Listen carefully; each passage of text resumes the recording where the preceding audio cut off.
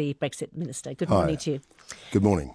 Good morning. So let's begin this, looking at this idea, I suppose, which has been described as guerrilla warfare, the idea that groups of backbench MPs could table amendments to the finance bill, trade bill, other forms of legislation to bring in effect a shutdown in government.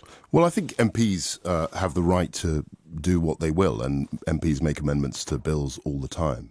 Now, in order to discuss what will happen with regard to the amendments on a finance bill, we have to see what those amendments are.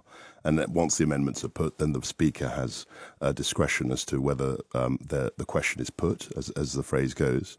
And the government will have to see at the time what will happen. I mean, I think that that's one of the reasons why we've got to try and ensure that we get the deal through.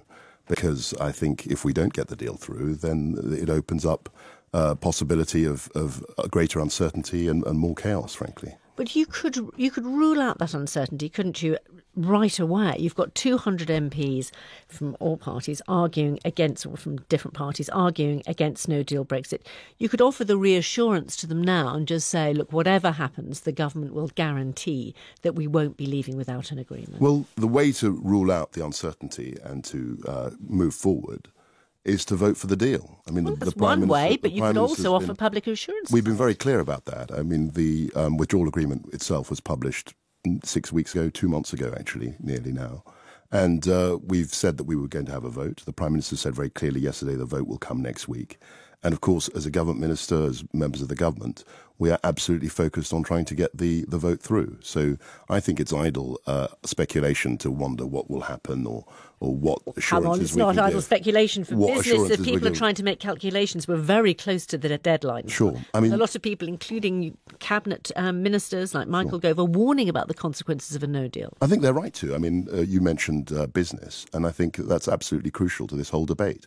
I spoke before Christmas and just in the new year to businesses in my constituency. I've spoken as a minister to businesses around the country and to local government. And they all, with one voice, want to get the deal through because they need certainty. They need a degree of clarity about the future course. So Boris Johnson, writing in the Telegraph today, has said there's actually deliberate hysteria around the idea of a no deal. And actually, coming out, he would say not under no deal, under World Trade Organization rules, is actually close to what Leave voters wanted. I think that Boris is right in one respect, in that there is a lot of frantic debate. There are some wild words about all sorts of eventualities, but that highlights, I think, the degree of uncertainty that exists at the moment. And the way to get rid of that, the way to assuage that uncertainty, is to vote for the deal and make sure that we leave the EU in an orderly way. Would you accept that the vote, when it happens, we now know, Norman Smith told us earlier that it's going to happen next Tuesday on the 15th, that you don't have the numbers at the moment? I don't accept that at all. I mean, a week, as someone said, is a very long time in politics. I'm saying the numbers now, as today goes, we don't know what the numbers are. You don't have the DUP, you don't have an overall majority. You know there are a lot of Conservative MPs determined to vote this down. We've got a week. I think the situation, as it always does, has developed. It evolves. And I'm very hopeful that the deal will be voted through next week. So, but you'll have to offer something more, won't you, in order to make sure that more MPs will be inclined to change their minds. And it was interesting, the Prime Minister yesterday talked about being in a listening mode and offering assurances. So when the vote actually comes, could there be an amendment tabled with some of those assurances contained in it? I think we're all very conscious, and the Prime Minister said this yesterday, that there are certain concerns that people have.